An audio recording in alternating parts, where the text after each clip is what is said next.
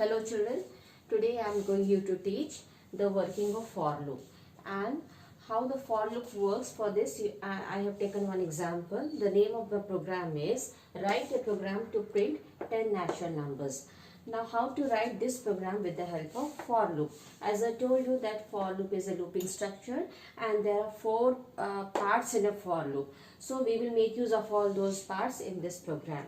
So now my program starts like this. This is my class name Sam, opening of class braces. The next line is called function definition line. This is the function statement and opening of this function. The next line, this line is my call control variable. Int a is a control variable or this is also called variable initialization, because to run a for loop we need one variable. So a is the name of a variable, the data type is int, and a is my loop variable or it is also called control variable. Okay, now come to this line. This line is the syntax, or this line is the syntax for a for loop, and these are the various parts of a for loop. And as you can see that all parts are separated by a semicolon.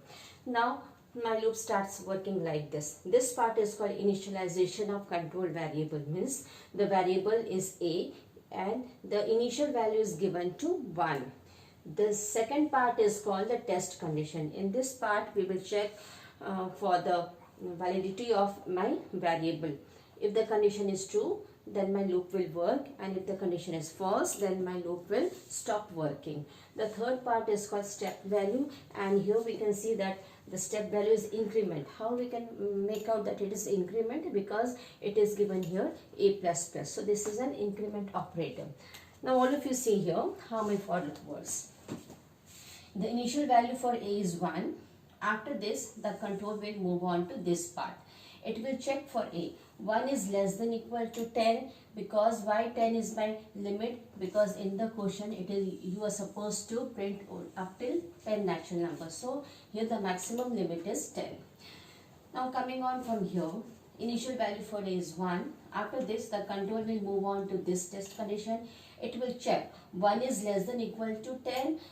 The output will be true. Once it is true, then what will happen? The control will enter here and it will enter inside the body of for loop, and you will get printing SOPLN A, means what is the initial value for a? 1, and you will get printing here 1. Understood? After this, from this step, control will move on to here. This is called the increment, and here a++ means the value of a now becomes 2.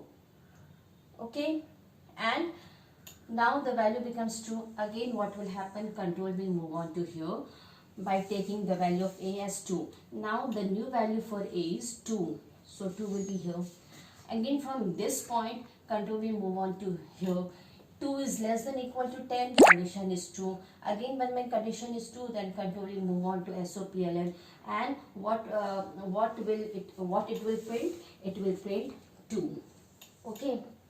After printing, my control will go to the step value. Now the value of a becomes 3. Then again this 3 will be stored here. Now the new value for a is 3.